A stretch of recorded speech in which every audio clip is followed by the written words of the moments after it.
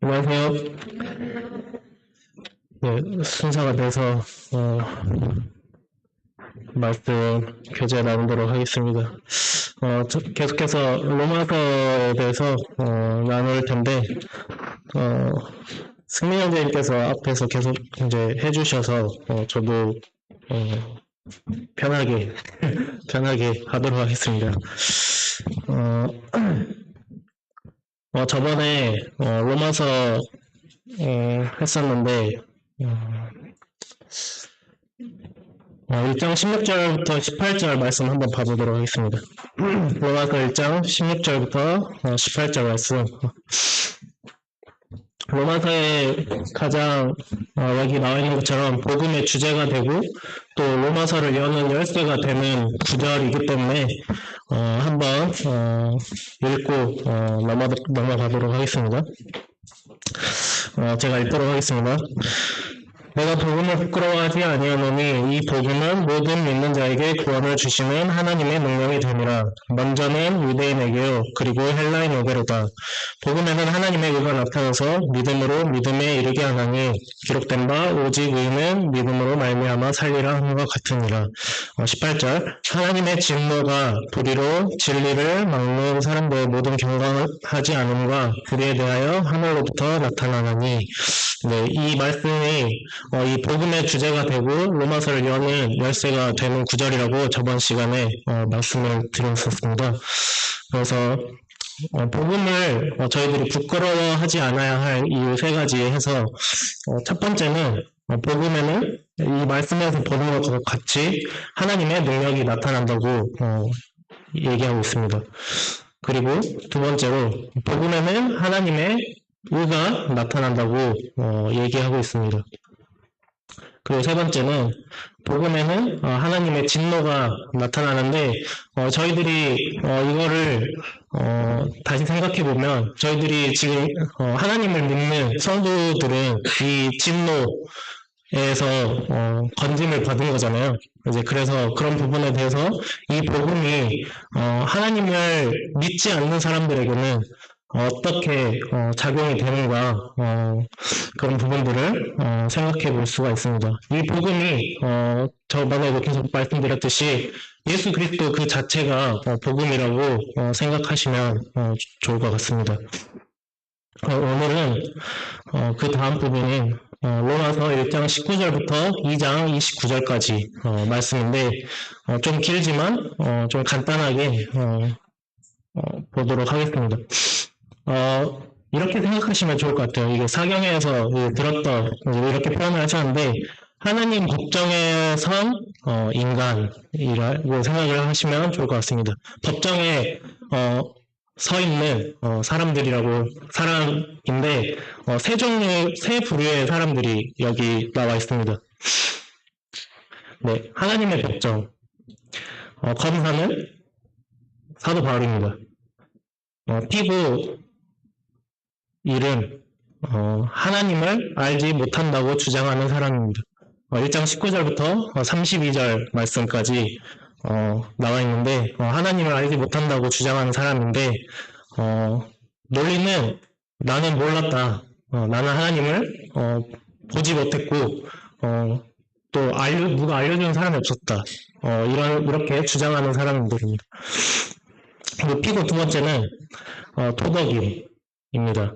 2장 1절부터 16절 말씀에 나와 있는데 2장 첫 번째 시작할 때 남을 판단하는 사람이라고 나오잖아요. 그래서 이 도덕임, 나는 착하다 라고 주장하는 사람들입니다. 여기 이제 이 부분에 대해서 이 남을 판단하는 사람이 유대인 아니냐 이렇게 말씀하시는 분도 되게 많은데 크게 생각을 했을 때 나중에 이제 유대인에 대해서 더 자세하게 나오거든요. 그래서 이 부분을 생각해 볼 때 이 남을 판단하는 사람이 꼭 유대인뿐만이 아니라 모든 사람들에 해당하는 거기 때문에 도덕인, 지성인이라고 생각해 보도록 하겠습니다. 그리고 피고 세 번째, 유대인입니다. 종교인이죠. 2장 17절부터 29절 말씀인데 이 사람들의 논리는 나는 특별하다 입니다. 유대인들은 다 아시다시피 하나님께서 선택하시고 그 구약의 그 시대를 살아갔던 하나님과 하나님의 율법을 가지고 살아갔던 그런 사람들입니다. 그래서 논리가 나는 특별하다라는 주장을 하는 사람들입니다.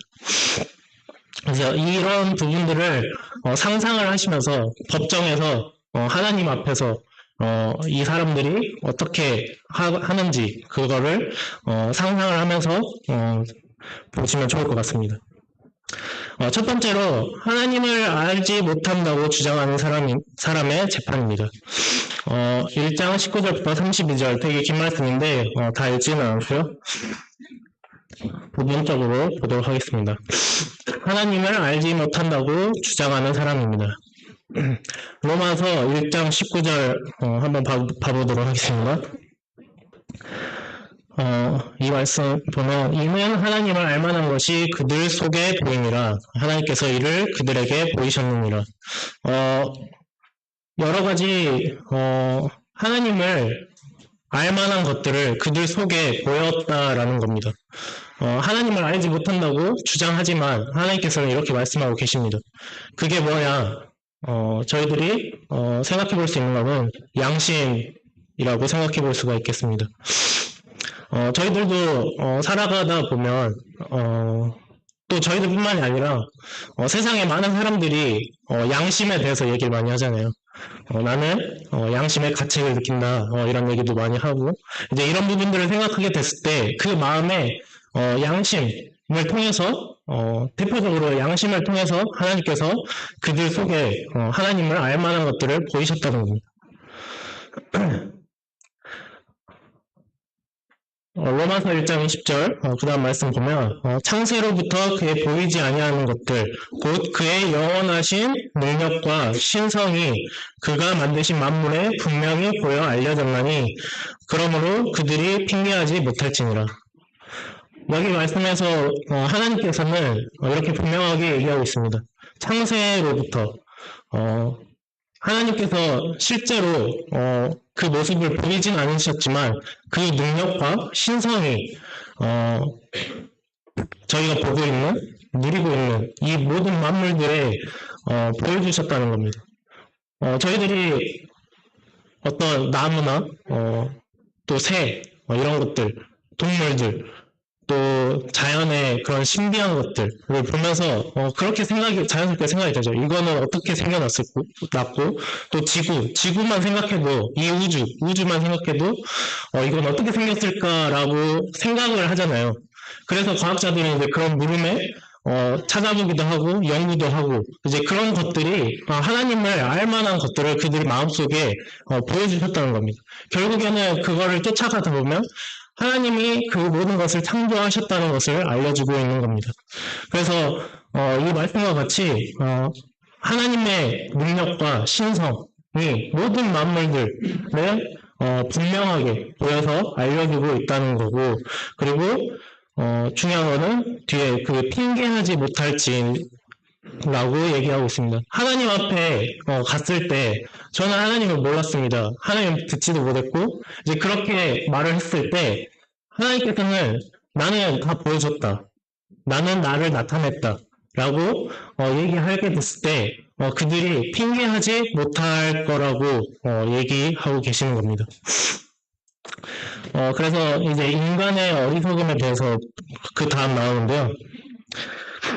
로마서 1장 21절부터 이제 23절 말씀을 보면 제일 중요한 부분은 하나님을 알되 21절 시작이 하나님을 알되 그 뒤에 보면 하나님을 영화롭게도 아니하고 감사하지도 아니하고 오히려 그 생각이 허망하여지며 미련한 마음이 얻어졌는 이 말씀들이 인간들이 점차 하나님을 알지만 점차 이렇게 하나님을 바라보지 못하고 결국에 23절에는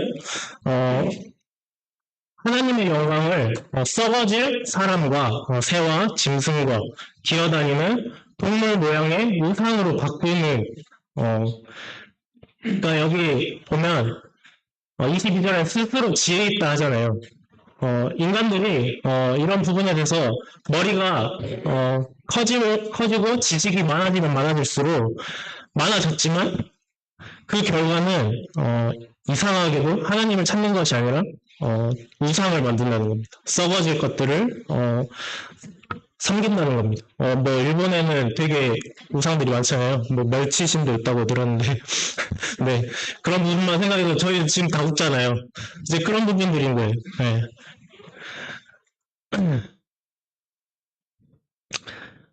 인간의 어리석음들을 하나씩 살펴보도록 하겠습니다. 하나님을 영화롭게 하지 않습니다.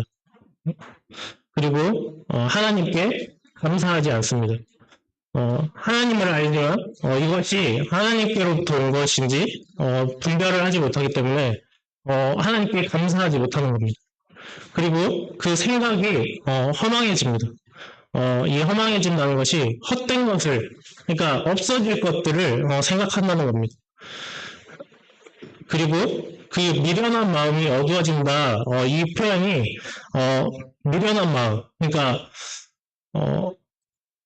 어떤 썩어질 것들을 어떤 지식을 쫓잖아요. 근데 그게 하나님 보시기에 미련한 그런 마음이 어두워진다는 겁니다. 그러니까 미련해지기 때문에 그런 부분들을 분별하지 못하는 마음이 어두워져서 분별하지 못하고 바라보지 못하는 그런 교만함이 찾아온다는 겁니다. 그리고 결국에 우상 숭배를 하게 되는 겁니다. 세상에 많은 사람들이 있고 또 지식을 가진 뭐 그런 여러 사람들이 있지만 이렇게 하나님을 찾지 않고 하나님을 모른다고 했을 때 이 사람들은 결국에는 이 썩어질 것들 저희가 지금 생각해보면 되게 미련해 보이잖아요. 우상 숭배, 썩어질 것들을 섬기는 이제 그런 것들을 보게 됐을 때 인간의 어리석음은 이 정도 볼 수 있을 것 같습니다. 그래서 인간의 어리석음은 아까 말했듯이 하나님의 진노를 사게 됩니다. 그 진노가 뭐냐? 내버려 두십니다. 저희가 보통 하나님의 가장 큰 심판이 뭘까라고 생각을 했을 때, 무서운 형벌이 뭘까라고 생각을 했을 때, 저희는 보통 어떤 괴로움 아니면 또 아예 죽는 거, 뭐 이런 것들을 많이 생각을 하잖아요. 근데 하나님은, 하나님의 가장 큰 심판은 이 죄악 가운데, 이 허망해지고 하는 가운데, 그 인간들을 좋을 대로 하게 내버려 두신다는 겁니다. 그 다음 말씀에 보면 나와 있는데 이 내버려 두심에 대해서 세 가지로 말씀하고 있습니다. 처음에 더러움에 내버려 두십니다. 로마서 1장 24절부터 25절 그러므로 하나님께서 그들을 마음의 정욕대로 더러움에 내버려 두사 그들의 몸을 서로 욕되게 하게 하셨으니 이는 그들이 하나님의 진리를 거짓 것으로 바꾸어 피조물을 종물주보다 더 경배하고 섬김이라 주는 곧 영원히 찬송할 이시로다. 아멘. 이 정욕이 욕심입니다. 욕심. 이 욕심을 통해서 보면 하나님의 진리를 거짓과 바꾸고 창조주 대신 피조물을 경배하고 살면서 자기의 욕심에 따라 자기 자신을 스스로 욕되게 하는 삶을 살게 됩니다.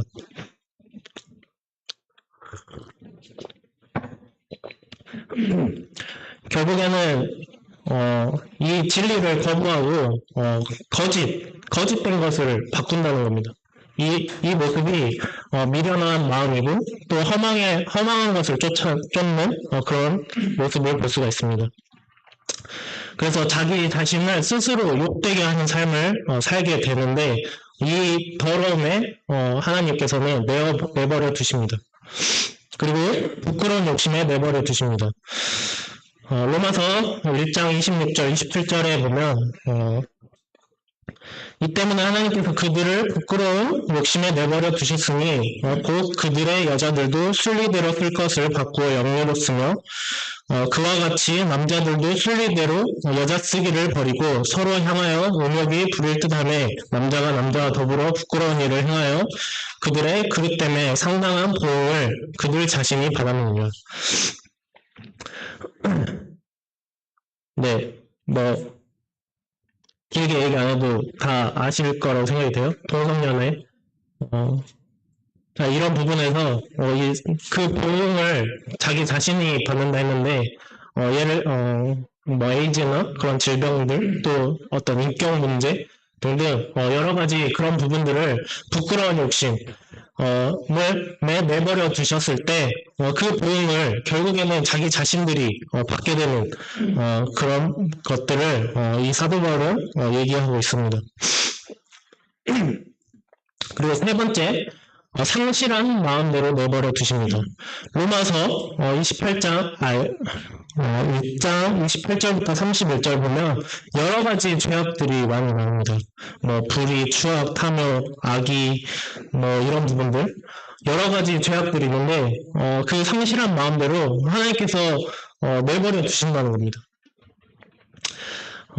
여러 가지 합당한 일, 합당하지 못한 일을 하게 내버려 두신다는 겁니다. 이렇게 자기가 좋아하는 것을 쫓고 그런 것들을 하게 되었을 때 결국에는 하나님께서 내버려 두셨을 때 하나님을 찾지 못하고 하나님께 돌아오지 못하는 그런 것들을 생각하게 됐을 때 하나님께서 가장 큰 인간들에게 내리시는 진노는 인간들이 좋을 대로 하나님 찾지 못하고 좋을 대로 하게 내버려 두시는 이 세 가지를 생각해 볼 수가 있을 것 같습니다. 근데 이 내버려 두심에 대해서 저희들이 생각해 보게 됐을 때 저희들이 어떤 신앙생활을 하게 될 때 어떤 성도 간의 이제 그런 어려움도 있을 거고 여러 가지 또 세상 사람들과 또 세상을 살아가면서 육체적이 됐든 정신적이 됐든 되게 많은 고난들이 찾아오잖아요. 근데 돌이켜 생각해보면 하나님께서 나를 내버려 두시지 않고 계시구나 라고 생각해 볼 수가 있겠더라고요. 그래서 그런 부분들을 생각하게 됐을 때 이 말씀이 되게 그냥 보게 됐을 때 무서운 말씀처럼 보이지만 구원받은 성도들이 하나님 앞에 생각하게 됐을 때 이게 되게 은혜의 말씀이구나 라는 생각을 해보게 되었습니다. 저희들이 신앙생활을 하게 될 때 참 많은 어려움들이 있잖아요. 하나님 앞에 가는 그날까지 계속 있을 건데 그것들을 생각하게 되고 마주하게 됐을 때 하나님께서 나를 내버려 두시지 않구나. 하나님께서 나를 이렇게 사랑하고 계시구나 라는 생각을 해볼 수가 있는 것 같습니다. 그래서 이런 부분들을 생각하게 됐을 때 이 말씀이 되게 은혜롭고 감사가 되는 말씀이구나 라는 것을 생각해 볼 수가 있었습니다. 그래서 결론은 로마서 1장 32절에 보면 그들이 이 같은 일을 행하는 자는 사형에 해당한다고 하나님께서 정하심을 알고도 자기들만 행할 뿐 아니라 또한 그런 일을 행하는 자들을 옳다 하느니라. 세상 사람들이 아까 말했듯이 그 하나님을 알만한 것들을 그 양심에 보여주셨다 했잖아요. 세상 사람들을 보게 됐을 때 세상에도 법이 있잖아요. 그 법이 어디서 나왔냐 또 그런 부분들이 어디서 나왔냐라고 했을 때 인간의 그런 양심이나 이제 그런 부분에서 비롯된 것을 볼 수가 있습니다. 근데 여기 말씀과 같이 이 같은 일을 행하는 자는 사형에 해당한다고 알고 있으면서도 자기들도 행하고 또한 그런 일을 행하는 자들을 옳다 하기까지 사람들이 추락하는 그런 모습을 볼 수가 있습니다. 그래서 그들의 양심과 하나님을 알만한 것들을 보여주시고 여러 가지 죄들에 대해서 하나님의 판결은 사형이라는 것을 알면서도 그들은 그 일을 행할 뿐 아니라 그 일을 구분하기까지 하는 이 사람들은 하나님 앞에서 유죄 선고를 받습니다. 네. 그래서 하나님을 모른다고 이렇게 하나님을 듣지 못했다라고 주장을 하지만 하나님 앞에서는 그 사람들은 유죄라는 겁니다. 핑계하지 못한다고 하나님께서는 분명하게 얘기하고 있습니다. 네, 두 번째, 도덕임의 재판입니다. 2장 1절부터 16절 말씀.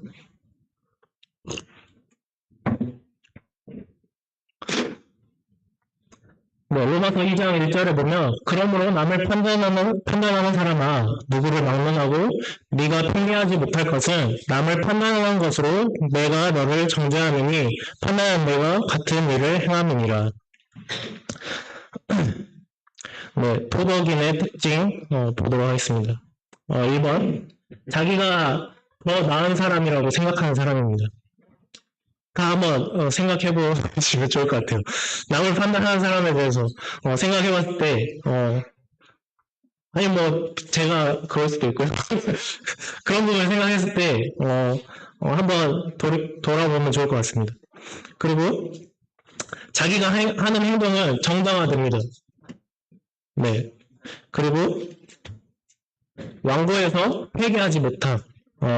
나는 착하게 살아서 죄인이 아니야. 나는 착하게 살았는데, 난 죄도 안 짓고, 법도 잘 지키고, 이렇게 주장하는 사람도 있잖아요. 그런 사람들을 가리키는 겁니다. 그래서, 왕고에서, 회개하지 못한다. 여기 말씀에는 고집이라고 표현이 되는데, 다른 번역본에서는 완고하다라는 표현을 하고 있더라고요. 그래서 회개하지 못하는, 자기가 잘났기 때문에 회개하지 못하는 특징을 보여줍니다. 하나님의 심판은 이런 사람들에게 어떻게 나타나냐? 1번, 하나님의 심판은 진리대로 됩니다. 사실과 진실. 세상의 법정에서는 이 사실과 진실이 어떤 증거 자료나 이제 그런 것들로 판결을 하잖아요. 그래서 그 진실이나 사실들이 왜곡되는 경우도 되게 많이 있는데 하나님의 심판은 그렇지 않다는 겁니다. 하나님의 심판은 진리, 사실 그대로 된다는 겁니다. 그리고 하나님의 심판은 피할 수가 없습니다. 3절에 보면 이런 일을 행하는 자를 판단하고도 같은 일을 행하는 사람아 내가 하나님의 심판을 피할 줄로 생각하느냐. 하나님의 심판은 어느 누구도 피할 수 없다는 겁니다. 그리고 하나님의 심판은 때로 지체됩니다. 이 부분은 4절에 나와 있는데 혹 내가 하나님의 인자하심이 너를 인도하여 회개하게 하심을 알지 못하여 그의 인자하심과 용납하심과 기의 참으심이 풍성함을 멸시하느냐. 하나님께서는 때로 그 사람들을 기다린다는 겁니다. 바로 심판하시지 않으시고 그 인자하심으로 그 심판을 잠시 뒤로 미룬다는 겁니다. 그 목적은 회개, 그 사람이 회개하기를 바라시기 때문에 그렇게 심판을 때로 지체하시기도 합니다. 그리고 하나님의 심판은 의롭습니다.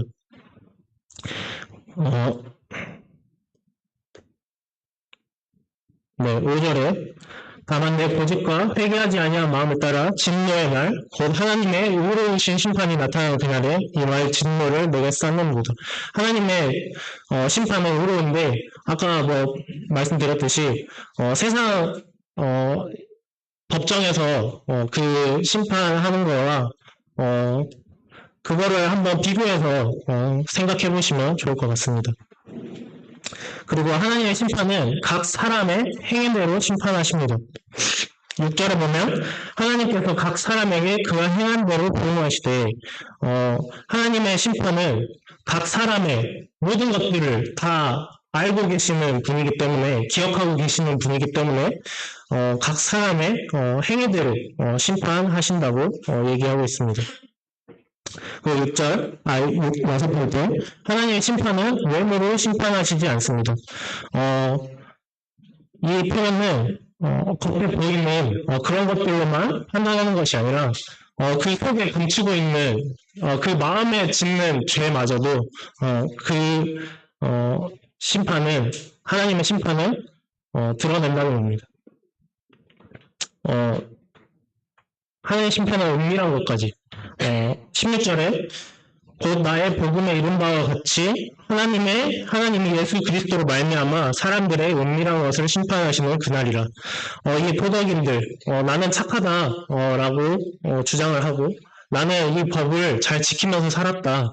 그리고 남한테 해도 안 끼치고 이렇게 살았다라고 얘기할 수 있지만 그 마음에 아까 말했듯이 자기 자신은 그 죄를 지으면서도 다른 사람을 판단하고 나는 나의 행동에 대해서는 정당화하는 이제 그런 부분들, 여러 가지 부분들을 하나님께서 다 하신다는 겁니다. 그래서 그 은밀한 것까지 다 심판하시고 그 마음에 짓는 죄마저도 하나님께서는 다 기억하시고 심판하신다고 얘기하고 있고 하나님의 심판을 이렇게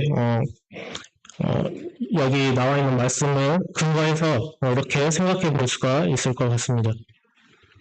그래서 결론은 로마서 2장 16절에 보면 곧 나의 복음에 이른 바와 같이 하나님이 예수 그리스도로 말미암아 사람들의 은밀한 것을 심판하시는 그날이라.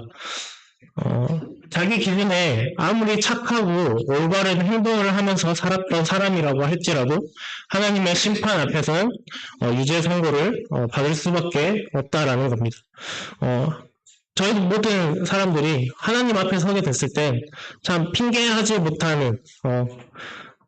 못한다고 얘기하신 것처럼 모든 사람들이 결론은 하나님을 알지 못하는 것, 또 하나님을 믿지 않는 이제 그런 모든 것들이 하나님 앞에서는 유죄라는 겁니다.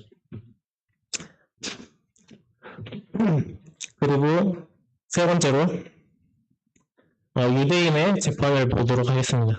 2장 17절부터 29절 말씀인데 먼저 유대인들의 자랑 8가지에 대해서 먼저 사도 바울은 얘기하고 있습니다.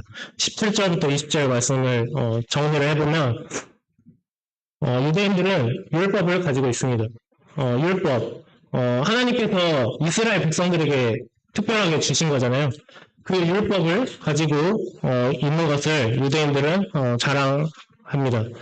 그리고 하나님과 특별한 관계가 있습니다. 다 아시다시피 하나님께서 이스라엘 백성들을 선택하셔서 이렇게 이 성경의 여러 가지 역사들과 또 사실들 그런 것들을 하나님께서 이루어가셨던 것을 볼 수가 있습니다. 그리고 하나님의 뜻을 아는 자들입니다. 그리고 지극히 선한 것을 분간합니다. 하나님께서 율법을 그들에게 주셔서 그 율법을 통해서 그 선한 것이 무엇인지 율법의 역할들 다 아시잖아요. 율법은 뭐가 죄고 그런 것들을 밝히 보여주는 그것이 율법인데 율법을 통해서 지극히 선한 것을 분간합니다. 네, 이게 이제 특권으로 볼 수가 있습니다. 유대인들의 특권입니다. 그리고 5번째, 맹인의 길을 인도하는 자입니다. 그리고 어둠에 있는 자의 빛이 됩니다. 그리고 어리석은 자의 교사가 됩니다. 그리고 어린아이의 선생이 됩니다. 이렇게 율법과 여러 가지 그런 부분들을 통해서 이런 역할들을 하는데 유대인들의 자격이라고 볼 수가 있습니다. 19절부터 20절 말씀에 그 말씀을 보면서 이렇게 정리를 할 수 있습니다. 그래서 유대인들은 이런 8가지 여기 나와 있는 8가지 특권과 자격들을 자랑할 만하죠. 네, 하나님께서 주신 거니까 이제 그런 부분들이 있다는 것을 먼저 보고 넘어가도록 하겠습니다. 그래서 이제 유대인의 재판을 보도록 할 텐데 첫 번째로 다른 사람에게는 하지 말라고 가르치면서 자신이 그 일을 행한다라고 얘기하고 있습니다. 21절에 보면 21절, 24절에 보면 그러면 다른 사람을 가르치는 내가 내 자신을 가르치지 아니하느냐, 도둑질하지 말라 선포하는 내가 도둑질하느냐, 여러 가지 이 뒤에 보면 하지 말라고 사람들에게 가르치면서 결국에는 자기 자신이 그 일을 도적질도 하고 가늠도 하고 그렇게 한다는 겁니다. 그렇게 하게 됐을 때 너희는 이렇게 하지 말라고 가르치면서 너희는 하냐, 이 부분이 어떻게 보면 하나님의 이름이 모독을 받는 그런 받는다라고 생각을 해볼 수가 있습니다. 저희 성도들도 사실 마찬가지인 것 같습니다. 신앙생활을 하면서 여러 가지 그런 부분들에 있어서 세상 사람들과 함께 이렇게 살아가는 경우가 되게 많은데 그 가운데 저희들이 이런 간증이 좋지 않다라고 하면 하나님의 이름이 모독을 받을 수 있다는 겁니다. 그리고 유대인들이 자랑하는 할례는 하나님과의 언약의 율법을 지키지 않으면 의미가 없다라고 얘기하고 있습니다. 25절, 27절 말씀에 나와 있듯이 율법을 행하면 그 할례가 유익하나 율법을 범하면 내 할례는 무할례가 되느니라 라고 얘기한 것처럼 그 율법을 지키면 결국 의미가 지키지 않으면 의미가 없다라고 얘기하고 있습니다. 그리고 세 번째, 하나님께서 보실 때 참된 유대인은 단순히 그 몸에 할례의 표를 지닌 사람이 아니라 마음으로부터 율법을 순종하는 사람이 참된 유대인이다라고 얘기하고 있습니다. 그래서 이런 부분들을 보게 됐을 때 하나님께서 유대인들을 이스라엘 백성들을 선택하셔서 여러 가지 특권과 자격들을 주셨지만 그 가운데 그 겉으로만 보이는 그 할례의 표만 지녔다고 해서 참된 유대인이다라고 주장할 수 없다는 겁니다. 결국에 하나님께서 바라시는 것은 마음으로부터 율법을 순종하는 사람이 참된 유대인이다라고 얘기하고 있는데 28절, 29절에 보면 표면적 유대인이 아니라 육신의 오직 이면적 유대인이 유대인이다라고 얘기하고 있는 것처럼 저희가 이런 부분에 대해서 또 유대인은 또 이런 참된 유대인이 어떤 이 율법을 순종하는 사람이 참된 유대인이라는 것을 알고 넘어가면 좋을 것 같습니다. 결론은 로마서 2장 28절 29절 무릇 표면적 유대인이 유대인이 아니요 표면적 육신의 할례가 아니니라 오직 이면적 유대인이 유대인이며 할례는 마음에 할지니 영에 있고 율법 조문에 있지 아니한 것이라 그 칭찬이 사람에게서가 아니요 다만 하나님의께서니라. 이 표면적 할례 이 예를 들면서 그 사경에서 그렇게 얘기를 하더라고요. 결혼 반지에 대해서 얘기를 하더라고요. 그러니까 결혼 반지가 꼈다고 해서 결혼을 한 게 아니잖아요. 그 의미가 그것만 꼈다고 해서 결혼한 게 아닌데 그 의미가 결혼 반지가 없다 해도 그 사람과 서약한 전 잘 모르겠는데 아무튼 다 아시겠죠? 아무튼 그게 중요한 거죠. 서로 사랑하고 이렇게 하겠다. 이제 그런 마음에 한 그 약속이 중요한 거잖아요. 근데 저희는 이 결혼 반지만 있다고 해서 그 마음이 약속이다라고 하는 거는 아니다라고 표현을 하더라고요. 네. 결혼하신 분, 네. 결혼 반지 있다고 그러지 마시고 마음을 더 확인하시고 그럼 좋을 것 같습니다. 그래서 다른 사람에게는 하나님이 주신 율법을 잣대로 가르치면서 자기 자신은 율법을 지키지 못하고 마음으로부터 하나님의 율법을 순종하지 못하는 유대인들은 하나님 앞에 유죄이라고 하나님께서는 얘기하고 있습니다. 그래서 이 부분을 보게 됐을 때 감사가 됐던 게 모든 사람들은 하나님 앞에서 하나님을 알지 못했다. 나는 떳떳한 사람이다. 라고 이야기할 수 있는 사람은 아무도 없습니다. 저희도 마찬가지죠. 근데 저희가 지금 이 자리에서 하나님을 알고 믿어서 지금 이 자리에 있다는 것 자체가 하나님의 은혜이고 사랑이라는 겁니다.